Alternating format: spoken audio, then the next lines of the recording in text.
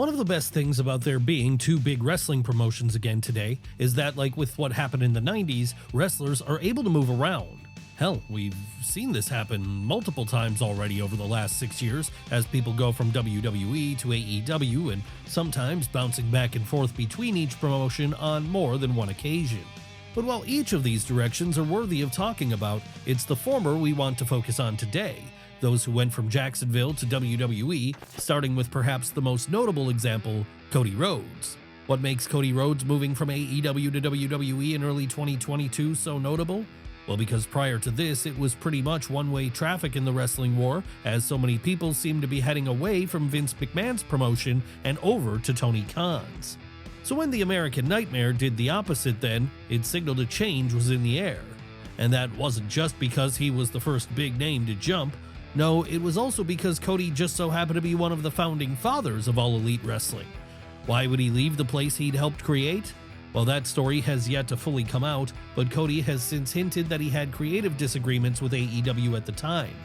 And this likely contributed toward him deciding to try his luck in his former home once more. Needless to say then, if you've been watching wrestling over the last few years, you'll know that was a decision which worked out pretty well for the grandson of a plumber, as immediately upon arriving in WWE again, he'd be treated like a huge deal. So much so that come 2022 it was clear that he was the next face of the company and the guy who was going to eventually dethrone Roman Reigns as undisputed WWE Universal Champion. Sure, it would take him a little bit longer to do this than people had first anticipated, but come WrestleMania 40, Cody would get there in a moment which marked the high point of WWE's recent hot streak. Yes, by going for a change of scenery, Cody was able to completely reinvigorate himself and breathe all new life into his character again. And once he did this, it opened the door for others to do the same, as suddenly there was evidence that WWE could use a former AEW star correctly, with it being that which led to our next subject making their own move not long after, Jade Cargill. Now, Jade Cargill is someone who, in truth, was probably always going to be a better fit for WWE because, while she was certainly capable of having a decent match given her experience level at the time, and while she undeniably had the it factor from day one, that promotion's status as the more in-ring focused one meant she was always going to struggle against people like Toni Storm or Chris Statlander in this respect. Sure, she would get that lengthy TBS title reign, largely on account of how obvious of a star she was, but after a while it became clear for all to see that the best place for this star power being maximized would be across the way in WWE. After all, as the bigger promotion, WWE could take what Jade had and present her as more of a superhero-like figure on a grander scale, something akin to what they've done with other bodybuilder women like Chyna in the past.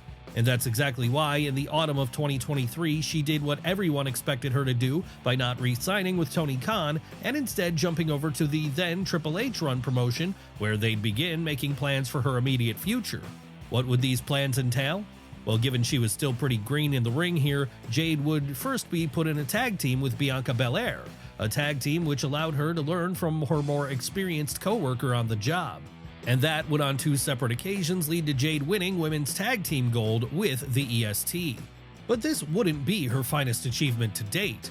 No, that would come in the winter of 2025, as it would be here that now with her being more experienced in the ring, WWE felt more comfortable going all in on Cargill by having her beat Tiffany Stratton to become the WWE Women's Champion for the first time.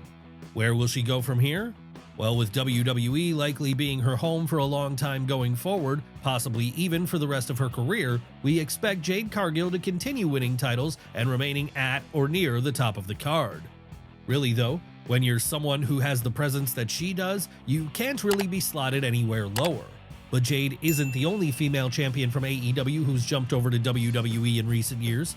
No, the same thing could be said of our next subject too, Blake Monroe.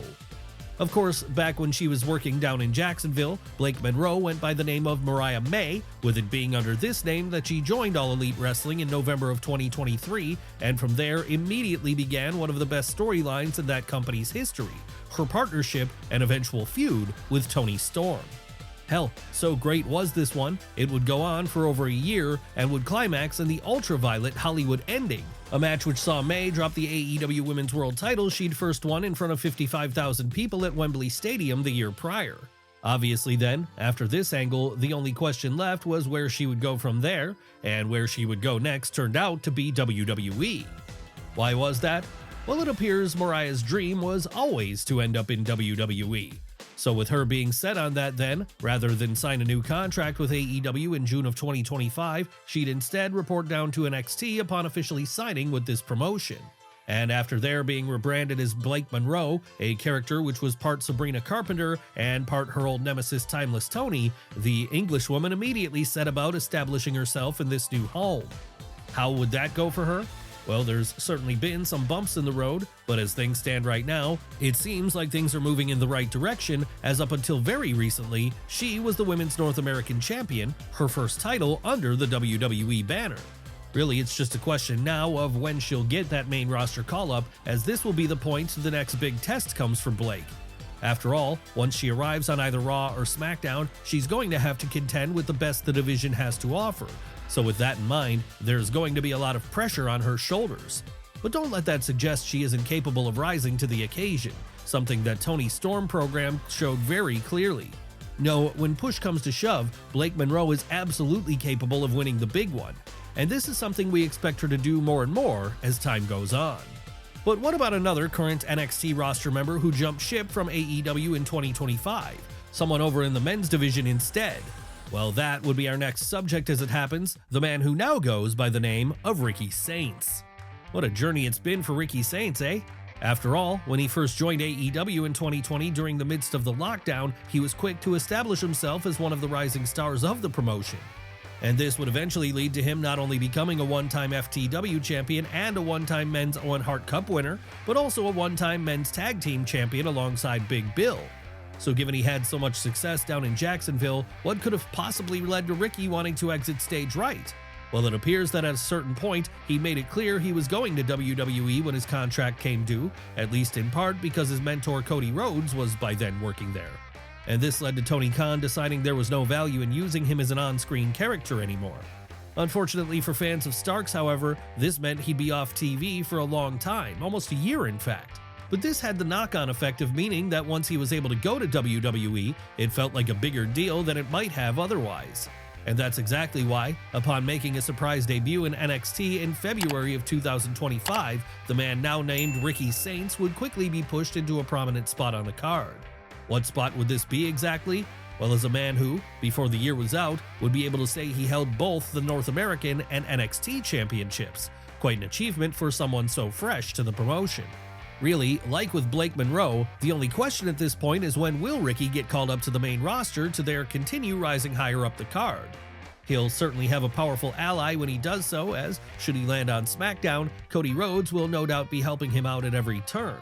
And that could even see Saints go as far as the world title picture if the stars should align in the right way. One person he might have to go through first if he hopes to get some main roster gold, though, would be our next subject, someone who actually went from WWE to AEW and then back to WWE again, none other than Alistair Black. That's right, way before he ever set foot inside of an AEW ring, Alistair Black was one of the standouts of late 2010s NXT, with his performances there making it seem like it was only a matter of time until he got called up to the main roster, and there continued to go from strength to strength. The only problem with him, however, was that, once the Dutchman did eventually move up to SmackDown, he was being booked by Vince McMahon, and so things quickly faltered to the point that he'd be cut from his contract in mid-2022. But that wouldn't be the end of things for Tommy End, because from there, he'd jump over to Jacksonville and make a quick splash during an early feud with Cody Rhodes. So much of a splash with the man now going by the name of Malachi Black make here in fact, it felt like a matter of time until he found himself in the men's world title picture. But in the end, that didn't happen, with the rumored reason for this being that Malachi didn't want to do any jobs, and so Tony Khan felt he couldn't do anything with him outside of using him as part of a trio alongside Brody King and Buddy Matthews. As you would expect then, this led to neither party being happy with the business arrangement, and so it was that when Black's contract came due in early 2025, he jumped back over to WWE, as Triple H was now in charge of the main roster there. Have things worked out better for Alistair Black this time around in WWE? Well, yes and no. He is getting a somewhat decent singles run here after all. Sadly though, a lot of the time it feels like he's just running in place in the mid-card. So for that reason then, it's hard to call the situation a blowaway success. That said, at very least, he's now getting to work with his wife Zelina Vega because in recent weeks the two have been paired up on screen, with them basically taking over the spot that Karrion Kross and Scarlett Bordeaux had previously filled on the Blue brand. And Alistair Black isn't the only person who's struggling to get any momentum going in WWE after jumping from AEW in early 2025. No, the exact same thing could be said about our next subject too, Rusev. Now, Rusev is another one who actually worked for WWE before he was ever All Elite. Hell, during the mid to late 2010s, he was able to, at points, have some real success in WWE. But after a while, it became clear that Vince McMahon wasn't maximizing what he had with the Bulgarian Brute, as his Rusev Day gimmick got massively squandered. Where did this leave the big man to go next? Well, after being cut by WWE in 2020, he jumped down to Jacksonville instead, and there try out his luck in a new environment. And while this did work out well initially, with it seeing the man now going by his real name of Miro have a pretty great TNT title reign, at a certain point it appears he also developed an unwillingness to do any more jobs, meaning there was nothing else Tony Khan was going to be able to do with him. So because of that, for the last year of his run in AEW, Miro would be sitting on ice as he waited for the clock to run out. And once it did, he'd immediately return to his old stomping grounds of WWE, where the show was now being booked by The Game. Would this see him find a renewed wave of success in WWE? Well, not exactly, because like with Alistair Black, Rusev's second run in WWE has been a bit of stop-start to say the least, with him never really feeling like he's going anywhere outside of the mid-card on the Raw brand. Sure, things could still change for the Bulgarian Brute as time goes on, so we can't write him off yet, but with there being a constant flow of fresh young talent always looking for a spot of their own on the main roster, it's looking increasingly likely that this just might be the big man's role going forward, as a dependable hand who can be counted on to have a solid TV bout, but who won't really be getting any major focus. That said, at least he still has a job in WWE, the same of which can't be said for our next subject. A man who actually went from WWE to AEW to WWE, and even then, ever so briefly, back to AEW again. That's right, it's time for us to talk about Andrade. What a story this one is. Okay, let's go back to the beginning in order to tell it. It was in 2015 that Andrade first joined the WWE roster, and while in the NXT brand at least, had a huge amount of success, at one point even becoming the brand's world champion. Unfortunately though, once he joined the main roster in 2018, like with so many others we've looked at today, the Mexican-born star would find himself falling victim to the late-period booking of Vince McMahon. So growing frustrated over this more and more as time went on then, at a certain point Andrade would request his release from WWE, with this being granted to him in the spring of 2021. Where would he go from there? Well, AEW of course, with the Durango native having a pretty decent run down in Jacksonville over the course of the few years which followed. No, he was never pushed as a main eventer or anything, but he stood out in some pretty great matches, particularly in the 2023 Continental Classic. Once his contract came due, however, he decided that he wanted to return to WWE, not just because he preferred being booked by Triple H, but also because his then-wife, Charlotte Flair, was there. Sadly though, pretty quickly after re-debuting in WWE, Andrade found himself once more falling into a mid-card role. And things would only get worse from there because he'd end up being fired after at least one wellness policy violation. But again, part of the reason wrestling is thriving so much right now is because there is a big two again. And that's what led to the former CMLL star jumping back to AEW again in late 2025. Or at least he would for one night, because once TKO informed him he'd violated a non-compete clause, it looked for a while there like he was going to have to sit at home for a full year. That was until he started appearing in places like New Japan Pro Wrestling a couple of months later, suggesting his non-compete might have finally been thrown out, with this meaning it's probably only a matter of time until he reappears in Jacksonville once more. But not everyone has the option of jumping back to another promotion if things don't work out in one place. No, some have managed to burn their bridges in spectacular fashion. And if you need a perfect example of that being the case, you need only look toward our next subject who jumped from AEW to WWE, CM Punk. Yes, after returning to a wrestling ring for the first time in 7 years when he arrived in AEW in the autumn of 2021, CM Punk was able to take that promotion to what probably still represents their highest peak. But then Punk would scorch the earth during a post-show press conference, get into a legitimate fight with the Elite, get suspended, come back, and then get into another legitimate fight with Jack Perry. Obviously then, at that point it became clear the relationship between AEW and Punk was untenable and that Tony Khan would have no choice but to fire him, with this being what happened in the summer of 2023. The only question left at this point then was, would WWE take the Second City Saint back, something they eventually did just a few months later at November's Survivor Series PLE. And this has led to him finding a lot of success during his WWE run, enough to where, as things stand right now, he's one of the top stars of the Raw brand, if not the top. Hell, he's the one with the World Heavyweight title around his waist as of the time of this video's recording. But then when you're someone with as much star power as he has, that was perhaps always going to be inevitable. Seriously, the more time goes on, the more it looks like Punk will continue to fully embrace his new role as a model employee who might one day even find himself booking NXT if all goes well. And if he does end up booking NXT, this might see him work alongside another AEW to WWE jump, someone currently working on the developmental brand in a player coach role. Who are we talking about here? Why, Shawn Spears, of course.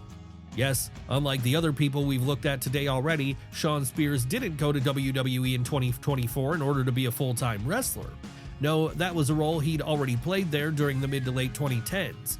And when this run came to an end, with it being clear the man then known as Ty Dillinger was not going to be getting a significant push up the card, he'd followed his real-life friend Cody Rhodes over to Jacksonville instead. How had things gone there for the Canadian? Well, despite getting to feud with the American Nightmare early on, Spears would quickly fall back into the same old patterns as he once more got trapped in a lower mid-card role, a role which mostly saw him appear on Ring of Honor towards the end. So that was why, after deciding that age was starting to catch up to him anyway, and that he could best be served helping the next generation to learn, the Ontario native chose to leave AEW in January 2024 when his contract came up. And at this point, it would be a matter of weeks before he was showing up in his old stomping grounds again, this time on the NXT brand once more. What has Shawn been doing in NXT since his return there? Well, he has been wrestling, most notably during his brief run as North American Champion. For the most part, he's been coaching the young rookies of the Performance Center behind the scenes. Obviously then, this has been something he's found a lot of success with, what with him remaining in the role to this day. But not every current NXT star who came from AEW wanted to play the role of a player coach. No, some wanted to show they could be a bigger star as a wrestler. And if you need a perfect example of this kind of person, you need only look toward our next subject, Ethan Page. That's right, this is one few could have seen playing out the way it did because, while Ethan Page certainly had a role on AEW television during his run there between 2021 and 2024, it was never as successful as he wanted it to be, what with it always feeling like he was getting lost in the shuffle somewhat and, as a result, never able to break through that glass ceiling. Hell, like with Shawn Spears, by the end of his time in Jacksonville, All Ego was barely even making Dynamite or Collision anymore. No, he was mostly being seen on Ring of Honor television. So, deciding to bet on himself then, when his contract came due in early 2024, the Ontario native chose not to sign a new one with Tony Khan and instead jumped over to WWE, where he'd instantly be placed onto the NXT roster. And while there were some early fears here that this would see Page filling the same role as he had over in his prior home as a solid hand on a developmental show and nothing more, he's since proven those doubters wrong. Why do we say that? Well, because over the last couple of years, All Ego has become one of the standout acts of the 2.0 brand, with his North American and NXT title wins both being evidence of just how much Shawn Michaels sees in him.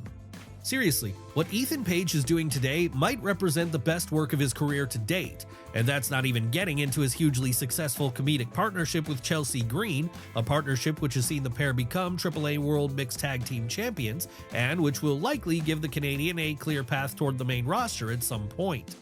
Hell, this pairing alone is probably stronger than anything he'd done in AEW during his spell there.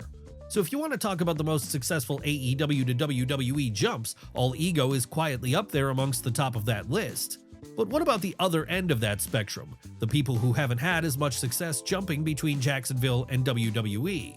Well, to find an example of this, we have to look toward our next subject, unfortunately, Lexus King. Okay, let's go back to the start with this one. It was in 2019 that as AEW was getting off the ground, Brian Pillman Jr., son of the legendary Loose Cannon, started making appearances there while he was still a member of the Major League Wrestling roster.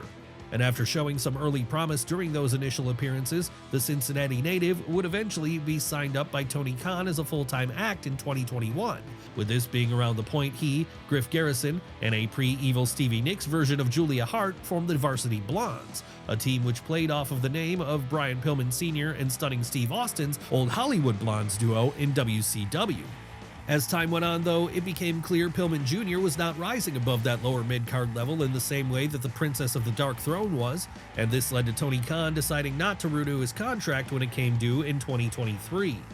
So where would the young rookie go from here? Well, over to WWE, of course, more specifically to the NXT brand, where he was quickly rebranded as Lexus King.